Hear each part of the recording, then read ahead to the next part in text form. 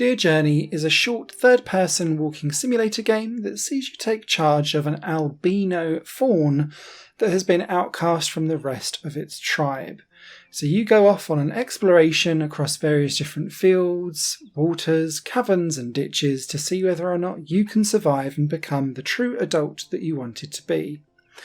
It's a short adventure. It took me about 40 minutes to complete, and the idea is that you focus on the scenery, the music, and the journey of you walking through various environments to have a story told without any literal narration in front of you.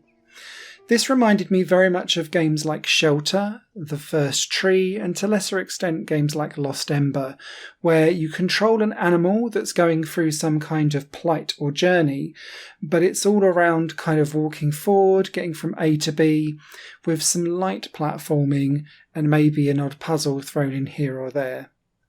The problem here is that Dear Journey doesn't really do anything beyond have you walk forward, and it doesn't explain any of the particular perils or pitfalls that are going to take place on your journey as you go.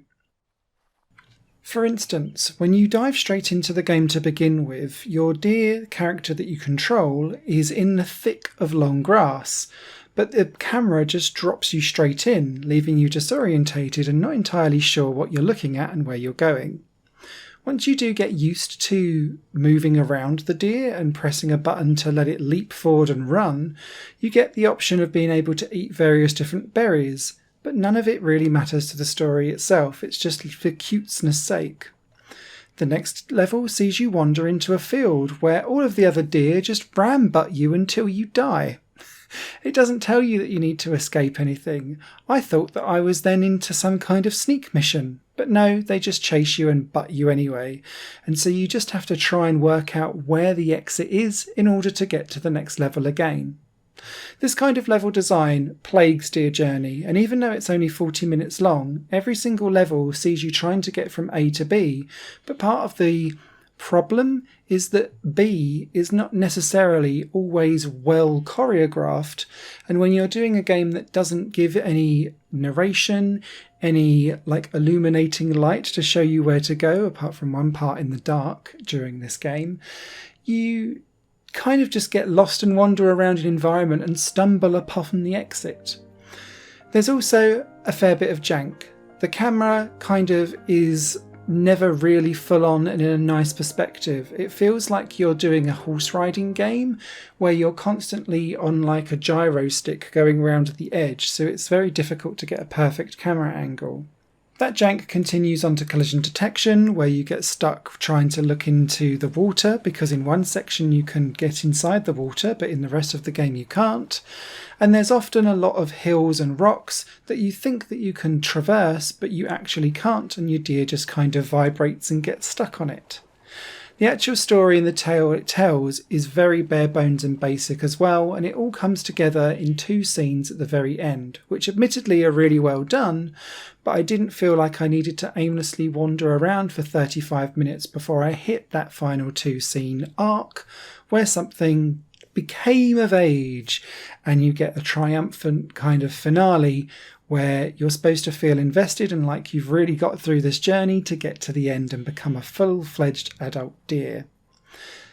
The journey doesn't really pay off. There's no hero's arc. You don't really feel like you've had to wade through anything to get there. You've just kind of wandered around aimlessly, hoping for the best. And sadly, that means that I can't really recommend Dear Journey as a walking simulator, nor as a narrative experience. And whilst the graphics are lovely at times, and there is a decent piano-based soundtrack that tries to tug on your heartstrings, so many other games like this do it way better, like Lost Ember, like Shelter 1 and 2, The First Tree. They all triumph this style of game, and so this feels like a homage at best, a pale imitation at worst, that doesn't reach anywhere near the dizzying heights of any of those other games that it wears as influences on its sleeve. Written review will be over on highplanegames.com. It still might scratch an itch for some people that just want to be cute and dance around as a deer in a field, but apart from that, you should look elsewhere. Higher Plane Games is part of the Higher Plane Network, a completely independent media outlet supported by people like you. The goal is to create the best possible content that cultivates a richer indie scene for games as well as music and entertainment.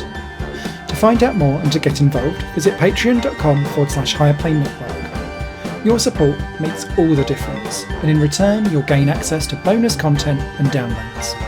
Thank you for watching.